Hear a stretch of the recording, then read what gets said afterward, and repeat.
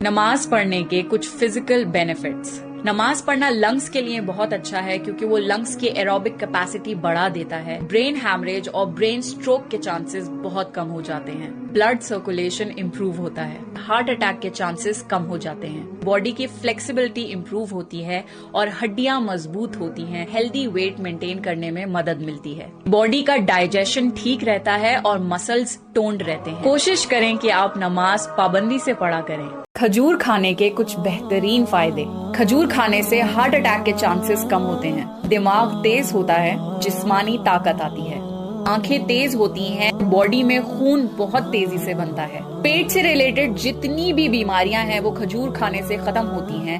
Pregnant ladies کے لیے کھجور بہت اچھے مانے جاتے ہیں۔ کھجور ہائی ان فائبر ہوتے ہیں اور ان میں وٹامن اے، بی اور سی پایا جاتا ہے۔ تو اب آپ کو سمجھ آیا کہ اللہ تعالیٰ کیوں چاہتا ہے کہ آپ اپنا روزہ کھجور سے کھولیں۔ کیا آپ کو پتا ہے مسجد الاقصی اسلام میں کیا اہمیت رکھتی ہے؟ اقصی مسلمانوں کا پہلا قبلہ تھی۔ مکہ اور مدینہ کے بعد مسجد الاقصی اسلام میں تیسرا حرم ہے۔ قرآن میں اقصی کا 70 مرتبہ ذکر ہے۔ اللہ نے قرآن میں خود مسجد الاقصی کو ایک مبارک جگہ کا مقام دیا ہے۔ اس جگہ کئی نبی، رسول اور صحابہ دفن ہیں۔ معراج کی رات حضور صلی اللہ علیہ وسلم مسجد الاقصی سے عرش پر اٹھائے گئے تھے۔ اقصی کی حفاظت ہر مسلمان کی ذمہ داری ہے۔ اسلام میں بیٹیوں کو رحمت سمجھا جاتا ہے، بوجھ نہیں۔ حضور صلی اللہ علیہ وسلم نے فرمایا ہے کہ وہ عورت خوش قسمت ہے جس کی پہلی اولاد ایک بیٹی ہو۔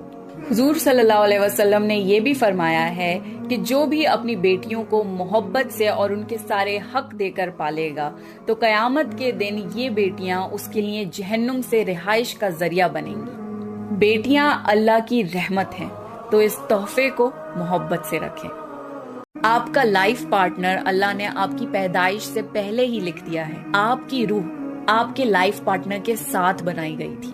آپ کا نکاح جس سے ہونا ہے اس کا نام آپ کے نام کے آگے کئی ہزار سال پہلے لکھا جا چکا ہے۔ جو آپ کی قسمت میں ہوگا وہ آپ کو مل کر رہے گا۔ تو پریشان ہونا چھوڑ دیجئے اور اپنے لیے اور اپنی آنے والی زندگی کے لیے بہترین دعائیں مانگا کریے، کیونکہ آپ کی دعائیں قبول ہو کر آپ کی زندگی خوبصورت بنا سکتی ہیں۔ اگر آپ اپنے رزق کو لے کر ہر وقت پریشان رہتے ہیں تو فکر مت کریے، کیونکہ اللہ کا یہ وعدہ ہے کہ انسان کو تب تک موت نہیں آئے گی جب تک اس کی قسمت میں جتنا رزق لکھا ہو اسے مل نہ جائے۔ اللہ نے جتنی سانسیں مقرر کر دی ہیں، انسان کو تب تک موت نہیں آ سکتی جب تک وہ پوری سانسیں نہ لے لے، نہ ایک سانس زیادہ نہ ایک سانس کم۔ جب تک آپ اپنی قسمت میں لکھا ہوا کھانے کا ایک ایک دانہ کھا نہ لیں۔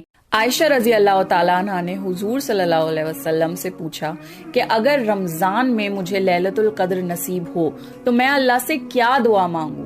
تو حضور صلی اللہ علیہ وسلم نے یہ دعا بتائی، اللہم انکا عفو تحب العفو فاعف عنی۔ اے اللہ تو معاف کرنے والا ہے اور معاف کرنے کو پسند کرتا ہے، بس تو مجھے معاف فرما دے۔ کوشش کریں کہ لیلۃ القدر میں یہ دعا 5 چیزیں جو آپ کو لیلۃ القدر یعنی شب قدر میں ضرور کرنی چاہیے۔ اپنے گناہوں کی معافی مانگیں۔